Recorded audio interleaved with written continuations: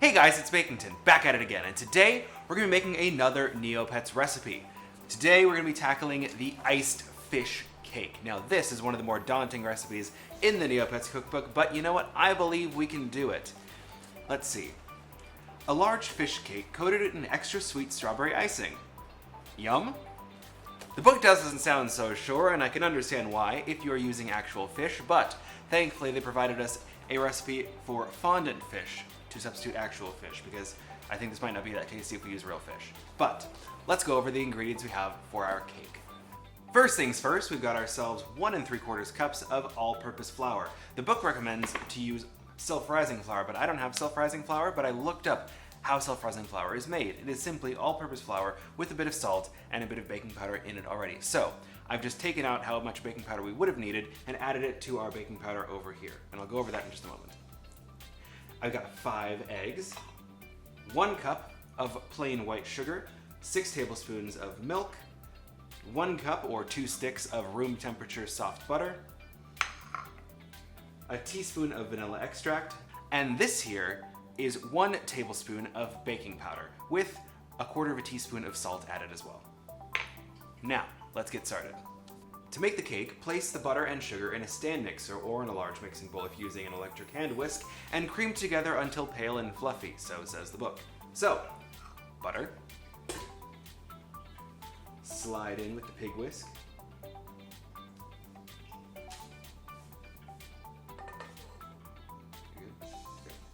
and our 1 cup of sugar,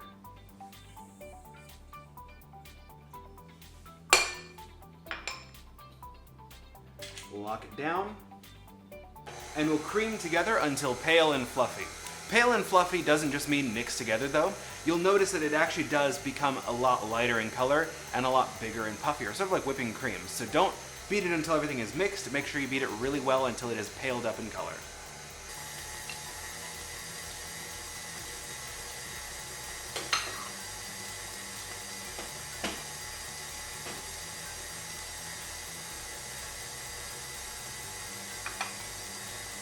And there we have a nice, light, fluffy butter sugar mix. You can see it's very pale and very soft. Now, before I do anything else, I don't know why I put that back down, I'm gonna scrape the bowl down.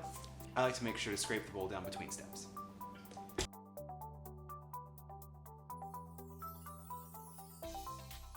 In a bowl, lightly beat the eggs with the milk and vanilla extract. Which is a little strange. I don't know why we're not mixing the red food coloring in at this step. I feel like it'd be easier. It says to mix it in after we've mixed in the flour and the wet mixture of the eggs and the milk. I feel like that's just extra mixing that doesn't need to happen, especially in a cake like this that is using all-purpose flour and not cake flour, so it can overbeat much easier and develop gluten and tunnel and be tough.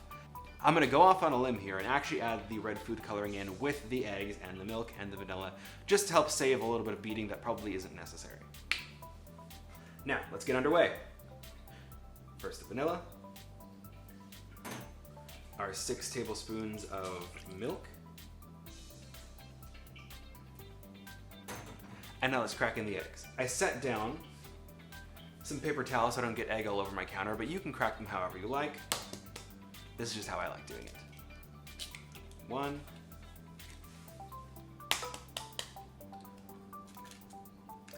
2.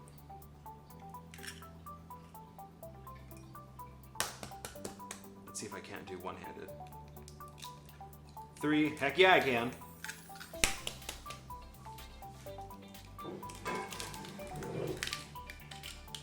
4. Ooh. Not go as well as I had hoped. And of course I'm still getting egg all over my counter. You quit while I'm ahead. And 5.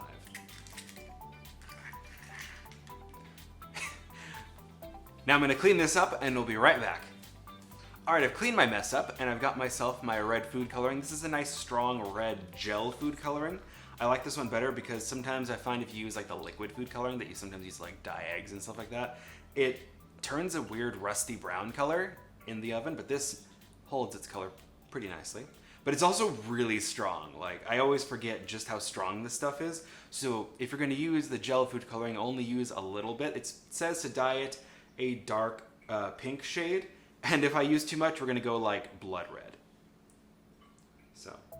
Just a little bit. And you can always add more. You can't take it out. So I'm going to start with that. I've still got it right here. Just beat this up. It's barely turning any color at all, so I'll add a little bit more.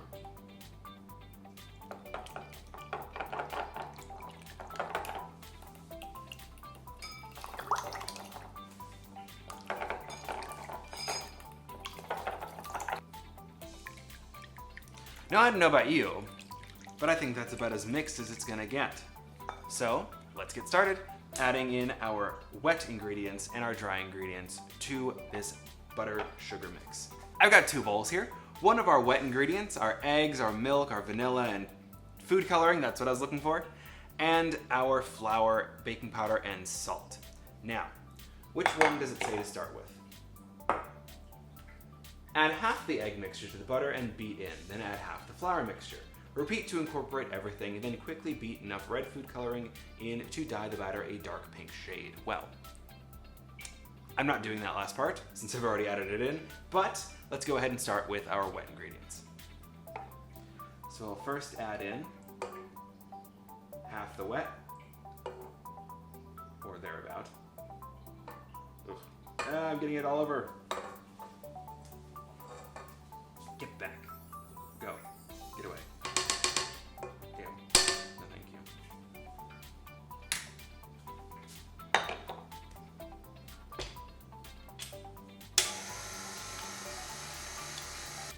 Now that everything's nicely incorporated, I'm going to scrape the bowl down. Make sure everything's mixed in. And of course it's not. I've uncovered a little pocket of unmixed liquid at the bottom, which is why we scrape it down in the first place, to make sure we get everything.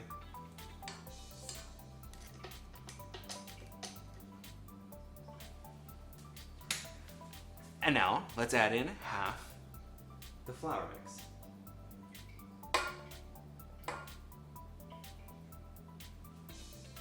There we go. Now slowly, you don't want to throw flour all over your kitchen. This happens to me all the time. Slowly, start mixing. Ah.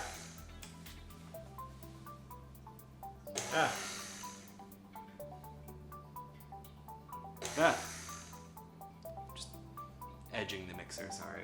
There we go.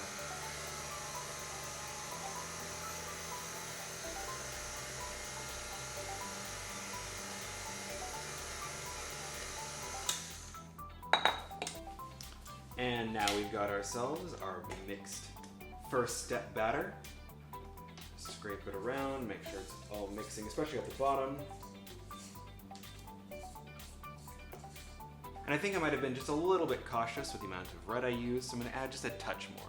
I could live to regret this, but this cake in the book is significantly more red than the one we have.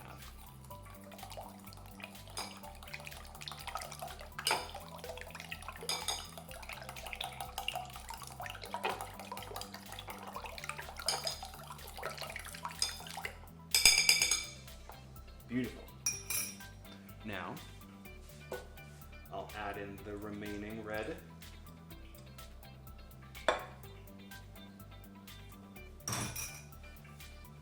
And we'll mix all this together.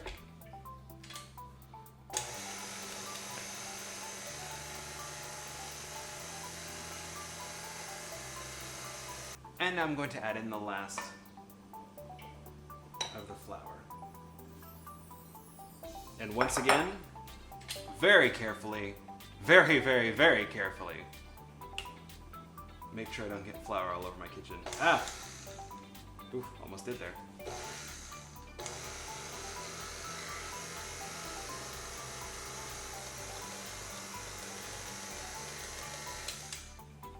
And there we have a nice, beautiful cake batter. Now it's time to get this batter into some cake tins. Let's go. Alrighty, now that our cake batter is ready to go into the pans, let's transfer. Scrape down your spatula. Get every drop of that batter off because you worked very hard to make it, so you might as well bake it. Tasty. Now I've got here two 8-inch cake pans that I greased with a little bit of butter and then lined with baking paper.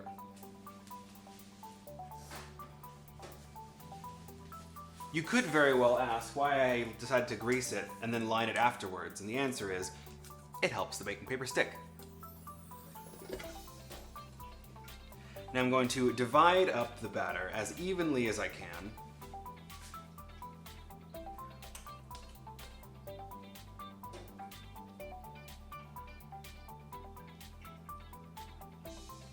Between the two pans.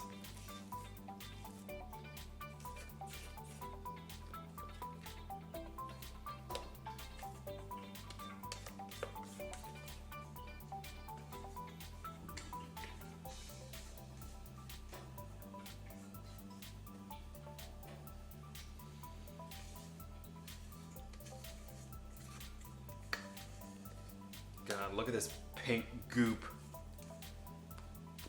This is what your nuggets are made out of. God, I wish.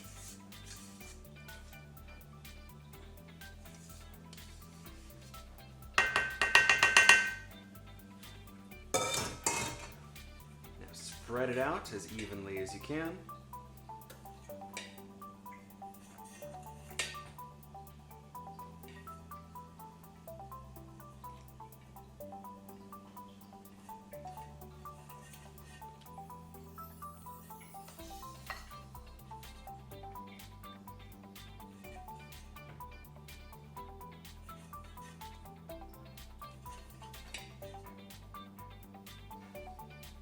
And now, these are going to go into the oven at 350 degrees for 25 minutes or until a skewer insert comes out clean. Alright, so this wouldn't be a fish cake without the fish. And since we're not going to use real fish, they gave us a template here in the book to trace on some paper. Well, they recommend photocopying it, but since it's not 2003 and I don't have a photocopier, I'm going to trace it. I've got here a double piece of parchment paper and a Sharpie. Double just because I'm afraid it might bleed through the book and I don't want to mark up this beautiful book.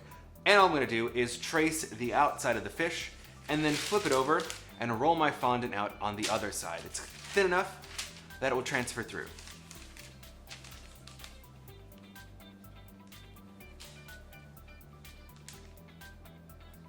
Can I get this part? Yeah, I'm gonna go ahead and continue.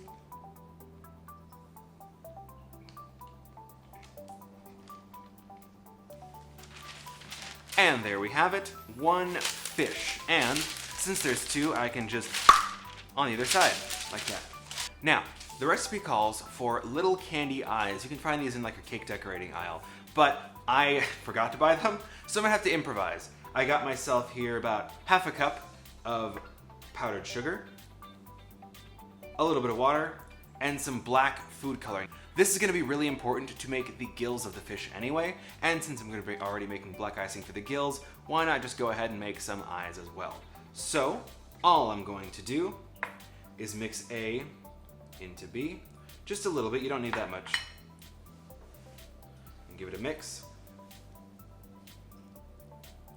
Just start with a tablespoon at first, and then add more as necessary until you get a nice, thick, but still fluid paste. Very nice. Now, I'm going to transfer a little bit of this into a smaller container and add some of our black food coloring.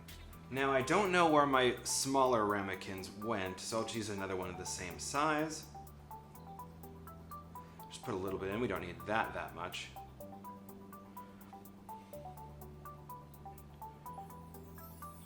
And that will be our white icing for the future.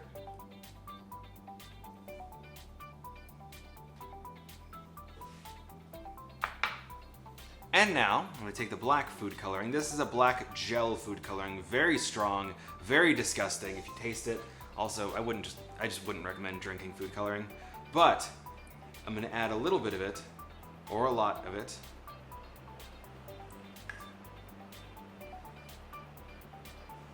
to my white icing. Look at that.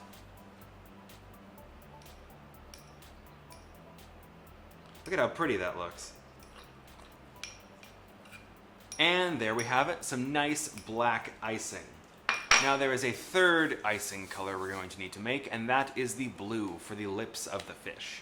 So, I'll go make some blue icing. Since you've seen it already twice here, I don't need to show you a third time.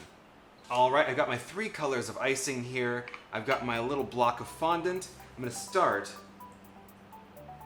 by just sprinkling my template with some powdered sugar. And sprinkle the bottom, because I'm going to place it on top.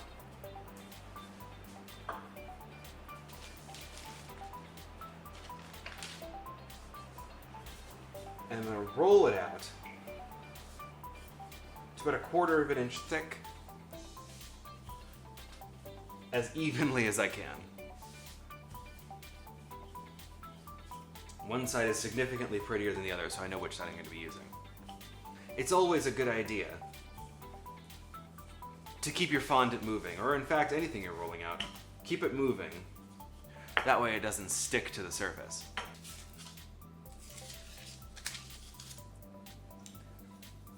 Now, cut your stencils out because you're a total klutz and forgot what you're supposed to be doing. And then take a sharp knife and cut the fondant out in the fish shape as best you can. I don't have terribly steady hands, so who knows how well I'll do. I was never one for fine motor skills.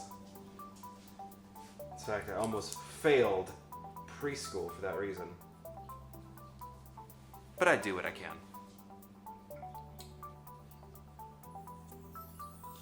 There's one. Let's make the other.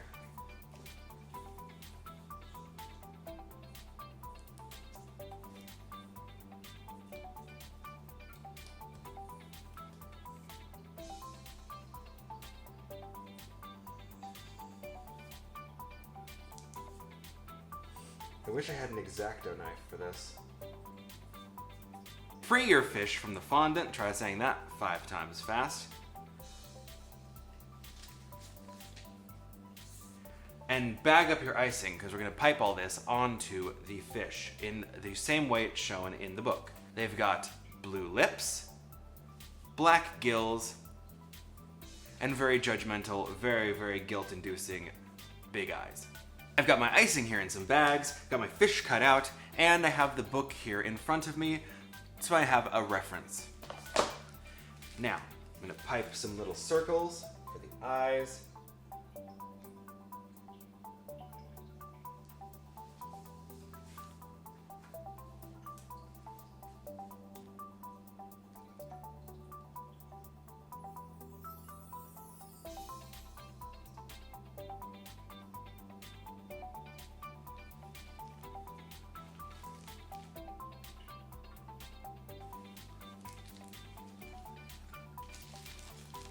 And now before I do the eyes, I want to give them just a little bit of a moment. They crisp up real quickly. So I'm going to give them just a moment to set while I work on the mouth.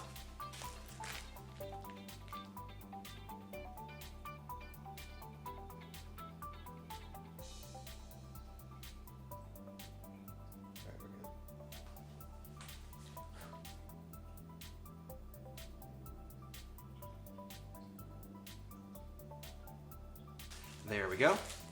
And the last bit of decoration we gotta do are the eyes and the gills.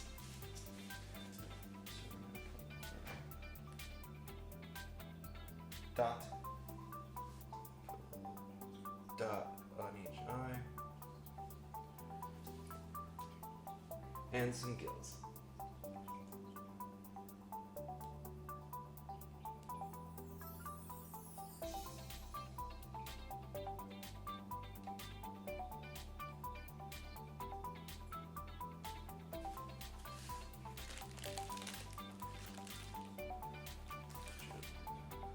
For the icing, the book says to mix 1 3/4 cups of powdered sugar with 2 ounces of pureed strawberry. This is just a few strawberries that I washed, chopped the stems off of, and then blended in a blender and passed through some cheesecloth. But if you want, you can just use some strawberry puree or even strawberry sauce, I'm sure would work. Add a little bit at a time and mix.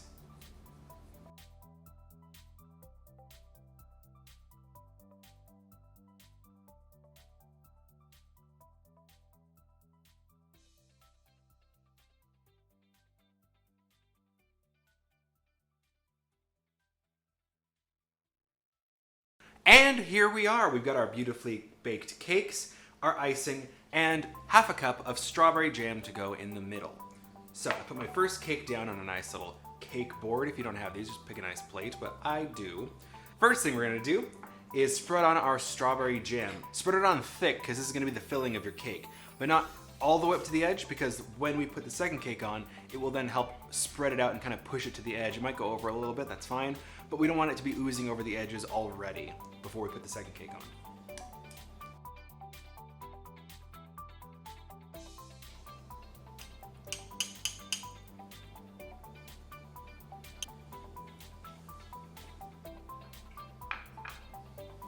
Spread it around.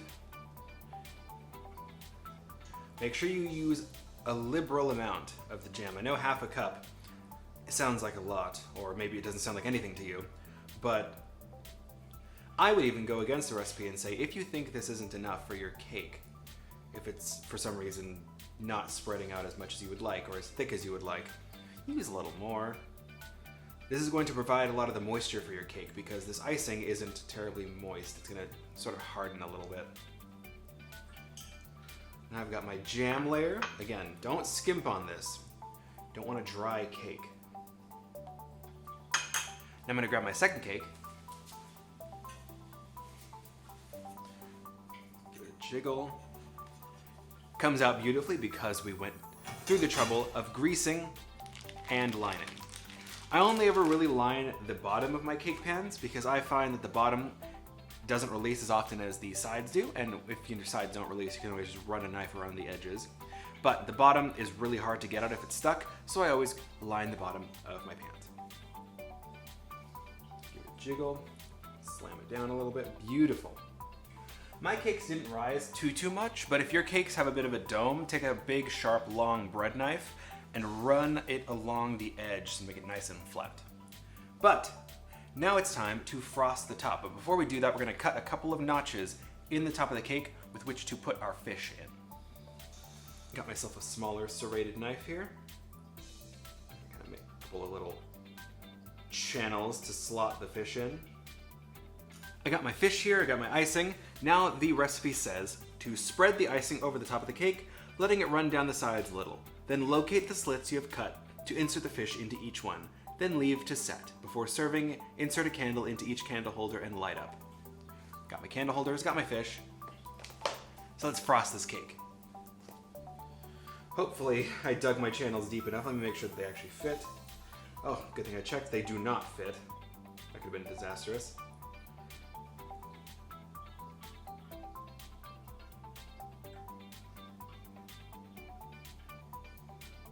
There. Make another one of about equal length.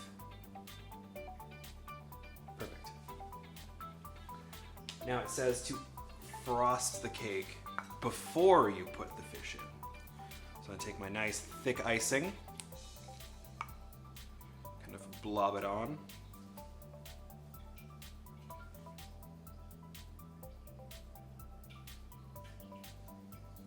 What the heck? A little bit more. I'm going to spread this icing out as much as I can, as gently as I can as well, because our sponge is a little bit delicate. And this icing is very tacky.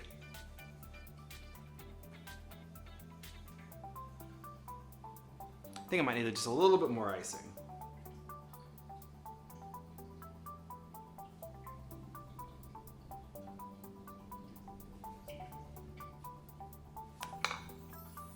You want it to flow over the sides ever so slightly.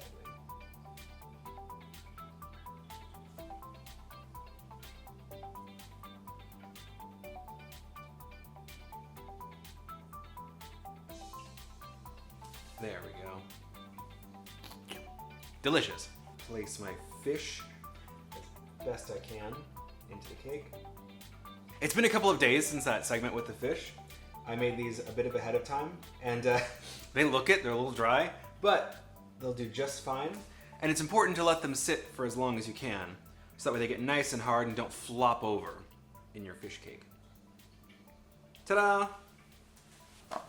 And of course, just like the picture, we're gonna put 2 candles in our fish. I inserted the candle holders earlier, and there we go. What do you think? Fish cake or no fish cake? I think this is a pretty good fish cake. Well, there we have the iced fish cake from our Neopets Cookbook.